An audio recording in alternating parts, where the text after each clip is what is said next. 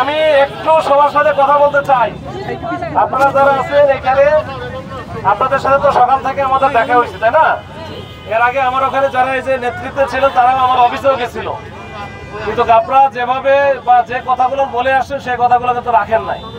এক, দুই নম্বর হচ্ছে তারপরও আমরা আপনাদের কথার প্রেক্ষিতে বা দাবির প্রেক্ষিতে আমরা সচিবালয়ে আপনাদের একটা টিম পাঠালাম, প্রতিনিধি দল পাঠালাম। আপনারা প্রতিনিধি দল সচিবালয়ে গিয়ে দপ্তরে কথা বলে আসলেন। কথা বলে আসার পরে আপনাদের মাথায় কি ঢুকলো, কোন বোধ ঢুকলো যে আপনারা হচ্ছে ওখান থেকে মাস টু যমুনা। এখন বিষয়টা হচ্ছে বলা সহজ কিন্তু করা কঠিন। এখন যমুনায় বললেই হবে, এটা কি হয়? কথায় কথায় যমুনায় চলে যাবো, যমুনায় যাবো।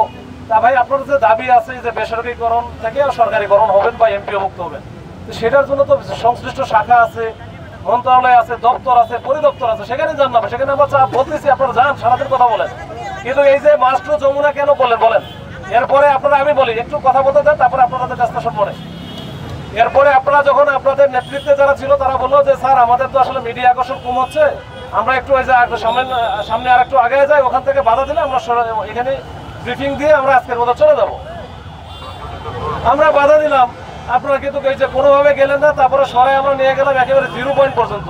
আর আপনারা যারা ছিলেন, যারা বলতেছেন আহত হয়েছেন, অমুক হয়েছেন, তমুক হয়েছেন, ওইখানে ওই রকম আহত হওয়ার মতো তেমন কিছু ছিলই না। আপনারা আহত পার্টিরা এখানেই আসলেন, এতদূর মধ্যে হেঁটে আসলেন। আসার পরে এখান থেকে এমন শুয়ে বললেন যে আপনারা না উঠতেছেন, না হচ্ছে মেডিকেলে যাচ্ছেন। আচ্ছা যাক, এর আপনাদের বিষয়, আপনাদের অনেক বিষয় থাকতে পারে, আপনাদের কিছু কৌশল আছে, আন্দোলনকারীদের অনেক কৌশল থাকে, এটা আমরা মেনে নিচ্ছি।